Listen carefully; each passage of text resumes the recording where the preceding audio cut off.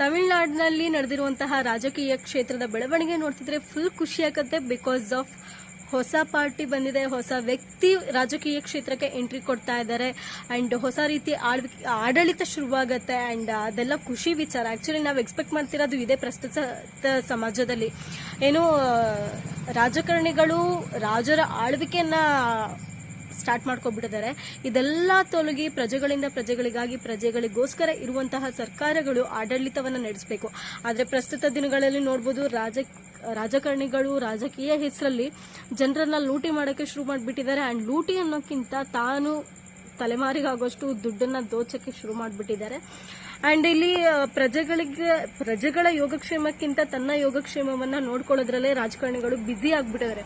So ನಮಗೆ ಬೇಕಾಗಿರುವಂತದ್ದು ಸಮಾಜದಲ್ಲಿ ಒಂದಷ್ಟು ಒಳ್ಳೆ ರೀತಿ ಬದಲಾವಣೆಗಳು ತರಬೇಕು, ಸಮಾಜಮುಖಿ ಕೆಲಸಗಳಾಗಬೇಕು ಅಂಡ್ ಸಾರ್ವಜನಿಕರಿಗೆ ಒಂದಷ್ಟು ಒಳ್ಳೆ ಕೆಲಸಗಳಾಗಬೇಕು.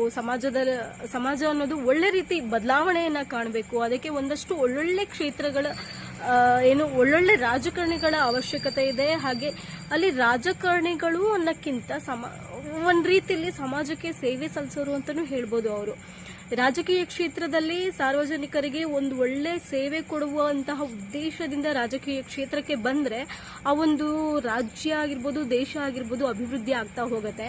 ಆದ್ರೆ ಪ್ರಸ್ತುತದಲ್ಲಿ ನಮ್ಮ ವ್ಯವಸ್ಥೆ ಸಂಪೂರ್ಣವಾಗಿ ಹಾಳಾಗ್ಬಿಟ್ಟಿದೆ. ಯಾಕಂದ್ರೆ ಒಂದಷ್ಟು ಜಾತಿ ಧರ್ಮದ ಹೆಸರಲ್ಲೋ ಅಥವಾ ಇನ್ನೊಂದಷ್ಟು ಇದೆ ಇಂಥ ದರಿದ್ರ ವ್ಯವಸ್ಥೆಯಲ್ಲಿ ಮುಳುಗಿ ನಾವು ಎದ್ದೇಳ್ತಾ ಇದೀವಿ. ಬಟ್ ಇದೆಲ್ಲ ಬದಲಾವಣೆ ಆಗಬೇಕು ಅಂದ್ರೆ ನಾವು ಹೊಸ ಪಕ್ಷಗಳಿಗೆ ಅವಕಾಶವನ್ನ ಕೊಡಬೇಕು. ಅವ್ರು ಯಾವ ರೀತಿ ಜನಗಳನ್ನ ಬೆಳೆಸ್ತಾರೆ ಅಥವಾ ಆಡಳಿತವನ್ನ ಹೇಗೆ ನಡೆಸ್ತಾರೆ, ಅಧಿಕಾರವನ್ನ ಯಾವ ರೀತಿ ಉಪಯೋಗ ಪಡಿಸ್ಕೊಳ್ತಾರೆ ಅನ್ನೋದನ್ನು ನಾವು ನೋಡ್ಬೇಕಾಗತ್ತೆ.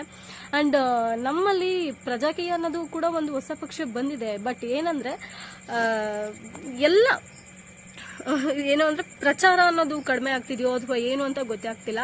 ಬಟ್ ತಮಿಳುನಾಡಿನ ಒಂದು ರಾಜಕೀಯ ಕ್ಷೇತ್ರದ ಬೆಳವಣಿಗೆ ನೋಡ್ತಿದ್ರೆ ಖುಷಿ ಆಗತ್ತೆ. ಅಂಡ್ ನಾವು ಎಕ್ಸ್ಪೆಕ್ಟ್ ಮಾಡ್ತಿರೋದು ಅಷ್ಟೇ. ಈಗ ಇರುವಂತಹ ಒಂದಷ್ಟು ಕಚಡ ಕಂತ್ರಿನ ಈ ಪಕ್ಷಗಳು ಬಿಟ್ಬಿಟ್ಟು ಹೊಸ ಪಕ್ಷಗಳು ಬರಬೇಕು. ಆ ರೀತಿ ಸಮಾಜದ ಒಂದು ಸರ್ವತೋಮುಖ ಬೆಳವಣಿಗೆ ಆಗಬೇಕು ಅನ್ನೋದು ನನ್ನ ಅನಿಸಿಕೆ. ಸೊ ಇದ್ರ ಬಗ್ಗೆ ನಿಮ್ಗೇನು ಅನಿಸ್ತು ತಿಳಿಸಿ.